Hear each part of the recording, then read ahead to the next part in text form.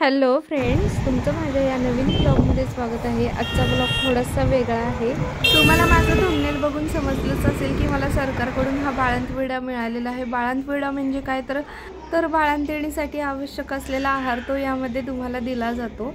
मी तर माझ्या माहेरी आलेली आहे आईकडे, तर हा बाळंतविडा आणण्यासाठी मी माझ्या मिस्टरांना पाठवलं होतं। हा बाळंतविडा कुठे मिळतो, कसा मिळतो ते मी तुम्हाला आधी सांगते आणि मग तुम्हाला दाखवते की यामध्ये मला काय काय मिळालेलं आहे। तर सगळ्यात आधी तुम्ही गरोदर राहिलाय हे तुम्हाला समजल्यावर तुमचं जवळच्याच सरकारी दवाखान्यात नाव नोंदवावं लागतं। तुम्ही नाव नोंदवल्यावर तुम्हाला माता बालक संरक्षण नावाचं एक कार्ड मिळतं। या कार्डवर तुमच्या प्रेग्नन्सीच्या प्रत्येक महिन्याची नोंद असते। हे कार्ड मिळाल्यावर तुम्हाला तुमच्या जवळपास असलेल्या अंगणवाडीमध्ये हे कार्ड दाखवून तुमचं नाव नोंदवावं लागतं। अंगणवाडीमध्ये नाव नोंदवल्याचा फायदा हा होतो की तुम्हाला प्रेग्नन्सीमध्ये 9 महिन्यात सरकारकडून खाऊ भेटतो आणि बाळ झाल्यावर हा तुम्हाला बाळंतविडा भेटतो। तर तुम्ही बघू शकता मला हा बाळंतविडा मिळालेला आहे। यामध्ये काय काय मिळालेलं आहे त्याच्या सगळ्या डिटेल या बॅगवर लिहिलेल्या आहेत। आता माझं बाळ 2.5 महिन्याचं झालेलं आहे। मला हा बाळंतविडा मिळायला थोडासा उशीर झालेला आहे का तर त्यांचा संप चालू होता, पण हा मला मिळालेला आहे। तर मी सगळ्यात आधी तुम्हाला दाखवते, हे बघा मला हे असं माता बालक संरक्षण कार्ड मिळालं होतं सरकारी दवाखान्यातून। या कार्डवरच तुम्हाला संपूर्ण 9 महिन्यात आणि त्यानंतर खाऊ भेटतो अंगणवाडीमध्ये। या कार्डवर बाळ झाल्यावर बाळाचे जे काही लसीकरण केलेलं असेल त्याची नोंद ही लास्टच्या पानावर केलेली असते। मला हा टोटल 8.5 किलोचा आहार आलेला आहे। आता यामध्ये काय काय आलेलं आहे तुम्हाला उघडून दाखवतील। तुम्हाला जर यामध्ये आणखी काही माहिती हवी असेल तर मला नक्की कमेंट करा, मी नक्की रिप्लाय देईन। मला काय खाऊ मिळालेलं आहे ते मी दाखवते। या सगळ्याची डिटेलमध्ये नावं मी खालच्या कोपऱ्यात दिलेले आहेत की मला किती प्रमाणात काय मिळालेलं आहे ते।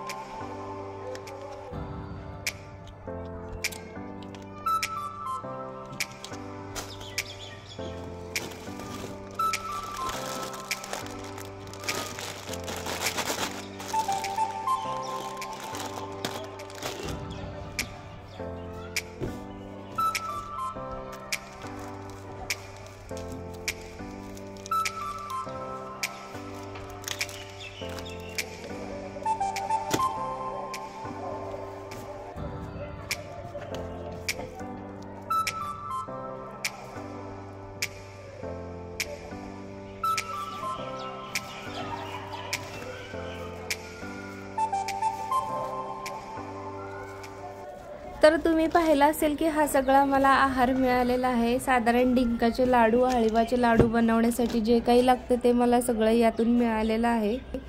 तुम्हाला अजून काही माहिती हवी असेल तर मला कमेंट करून नक्की विचारा। तर असा होता माझा आजचा छोटासा व्लॉग आवडला असेल तर नक्की लाईक करा, कमेंट करून सांगा तुम्हाला आणखीन कसे व्लॉग बघायला आवडतील ते, आणि सबस्क्राईब करायला विसरू नका। भेटूया पुढच्या व्लॉगमध्ये।